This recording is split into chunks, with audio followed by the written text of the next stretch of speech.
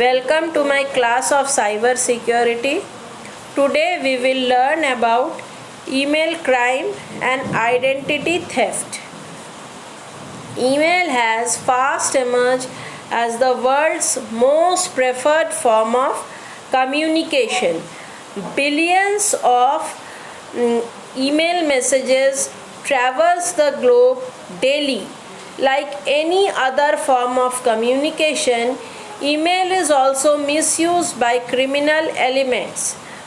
The ease, speed, and relative anonymity of email has made it a powerful tool for criminals. Some of the major email related crimes are email fraud, email spoofing, sending malicious codes through email, email bombing, sending threatening email, defamatory email. Email fraud are very often used to commit financial crime. It becomes a simple thing not just to assume someone else's identity but also to hide one's own. The person committing the crime understands that there is very little chance of his actually being identified. Email fraud is the intentional deception made for personal gain or to damage another individual through email. Email spoofing. A spoofed email is one that appears to originate from one source but has actually emerged from another source. Falsifying the name or email address of the originator of the email usually does email spoofing. Usually, to send an email, the sender has to enter the following information. First, email address of the receiver of email. Second, email address of the person who will receive a copy of the email.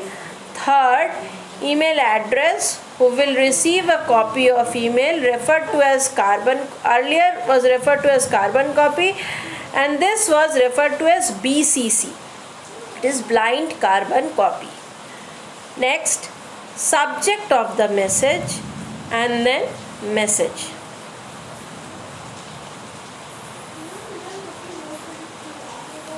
Actually, emails are often the fastest and easiest way to propagate malicious codes over the internet. Now next is email bombing. Email bombing refers to sending a large amount of email to the victim, resulting in victim's email account or server crashing. A simple way of achieving this would be to subscribe the victim's email address to a large number of mailing lists. Mailing lists are special interest group that share and exchange information on a common topic of interest with one another via email. Mailing lists are very popular and can generate a lot of daily email traffic depending upon the mailing list. Some generate only a few messages per day, others generate hundreds. If a person has been unknowingly subscribed to hundreds of mailing lists, his incoming email traffic will be too large and his service provider will probably delete his account. The simplest email bomb is an ordinary email account. All that one has to do is compose a message, enter the email address of the victim multiple times in the to field and press the send button many times. Writing the email address 25 times and pressing the send button just 50 times will send 1250 email messages to victim. If a group of 10 people do this for an hour, the result would be 75,000 emails. Threatening emails.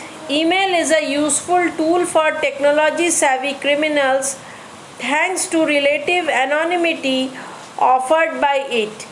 It becomes fairly easy for anyone with even a basic knowledge of computer to become a blackmailer by threatening someone via email. Then next is defamatory mail. Cyber defamation or even cyber slander as it is called can prove to be very harmful and even fatal to the people who have been made its victim. Then we come to another concept, identity theft. Identity theft is the deliberate use of someone else's identity, usually as a method to gain a financial advantage or obtain credit and other benefit in the other person's name, and perhaps to other person's disadvantage or loss. The person whose identity has been assumed may suffer adverse consequences, especially if they are held responsible for the perpetrator's action.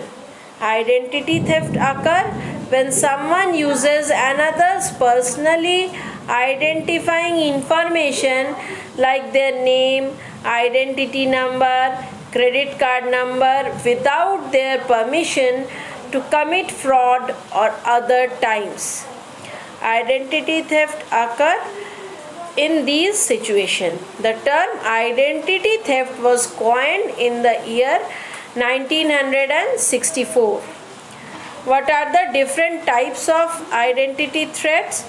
One is credit card fraud, then communication services fraud, fraudulent loans, children's identity theft, bank account fraud, health insurance fraud, tax identity theft like tax refund identity theft, and driver's license theft. These are different types of threats. For example, if we consider criminal identity theft, when a criminal fraudulently identifies themselves to police as another individual at the point of arrest, it is sometimes referred to as criminal identity theft. In some cases, criminals have previously obtained state-issued identity document using credentials stolen from other, or have simply presented a fake ID. Now, synthetic identity threat, a variation of identity threat which has recently become more common is synthetic identity threat, in which identities are completely or partially fabricated. The most common technique involves combining a real social security number with a name and birthplace other than the ones associated with numbers. Medical identity theft. Privacy researcher, the founder of World Privacy Forum, coined the term medical identity theft and released the first major report about this issue in 2006. In the report, she defined the crime for the first time and made the plight of victim public.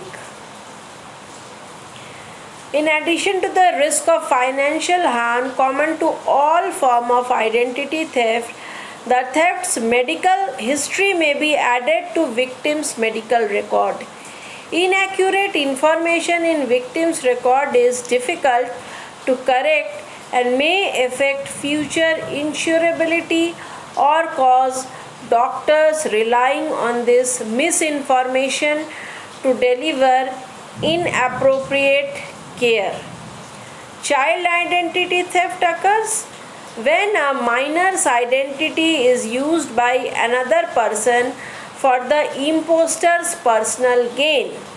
The imposter can be a family member, a friend, or even a stranger who targets children. Financial identity theft, it is one of the most common type where someone wants to gain economical benefits in someone else's name. This include getting credits, loans, goods and services, claiming to be someone else. Tax identity theft, one of the major identity theft categories is tax identity theft. The most common method is to use a person's authentic name, address, and social security number to file a tax return with false information and have the resulting refund direct deposited into a bank account controlled by the thief. The thief in this case can also try to get a job and then their employer will report the income of the real taxpayer. Some of the reasons identity theft has become easier include recycling basic password such as password or 1234 between multiple accounts, throwing sensitive mail in the trash rather than shredding it, connecting to the banking apps on an unsecured Wi-Fi. How identity theft occurs? There are many other specific clever methods for thieves to steal the identity or personal information, such as stealing.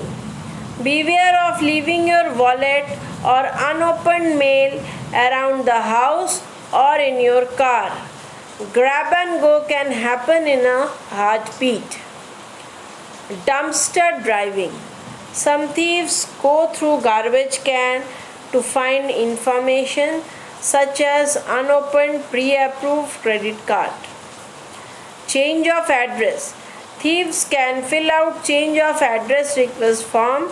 Once your mail is sent to them, they can access your personal information. How identity theft occurs? Cloning credit card information. An employee of, say, a restaurant, gas station, or retail store can swipe a bank credit account through a device that copies the magnetic strip information. It can be transferred to a counterfeit credit card which can make purchases. Steps of preventing identity thefts. What are the measures that need to be taken to stop these theft? First is freeze the account. Then second is use strong password and multi-factor authentications. Then use banking apps for safe banking. Update your operating systems. We must keep on updating all the security patches so that our operating system stays updated. Use secure Wi-Fi connection. Wi-Fi connection should be secured so that no intruder can break it and we can work securely. Then shared old document. The intruder can get some information from shared old document also. Keep personal informations private. While sharing the pics or in pictures or information in social accounting pages or in social accounts like FB or LinkedIn, we must remain careful because we are exposing those information to outside world. Consider encryption. Sending the messages in encrypted form is sometimes useful. File your taxes early. Taxes should be filled up early and within time to avoid identity theft. Thank you for watching.